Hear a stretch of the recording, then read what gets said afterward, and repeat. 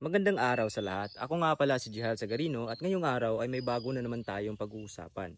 Isang halaman na hindi basta-basta at may malaking kontribusyon sa ating kalikasan at pangkabuhayan. Kaya samahan nyo kong alamin ito at tuklasin. Tara!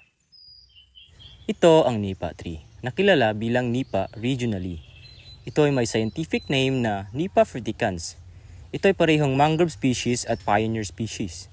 Tumutubo ito sa lugar na malapit sa dagat, ilog, lalo na sa mga bakawan.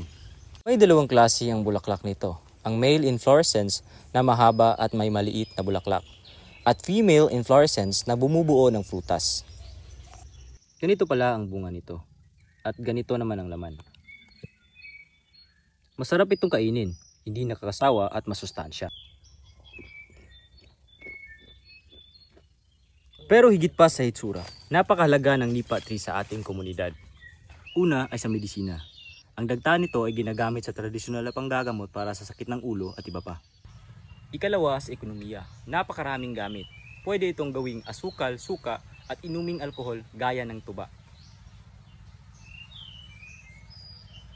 Ang mga dahon naman nito ay ginagamit sa paggawa ng bubong, banig at iba pa.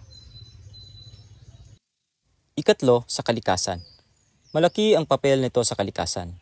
Tinutulungan nitong pigilin ang pagguho ng lupa sa pangpang at sinusuportahan din nito ang mga hayop sa bakawan. Kaya kung kakita tayo ng nipa palm, pahalagahan natin ito, hindi lang bilang halaman, kundi bilang parte ng ating kultura, kabuhayan at kalikasan. Mahalaga ang saribuhay sa Pilipinas dahil tumutulong ito sa pagpapaunlad ng kabuhayan, pangangalaga sa kalikasan at pagreserba ng kultura at pagiging handa sa panahon ng krisis.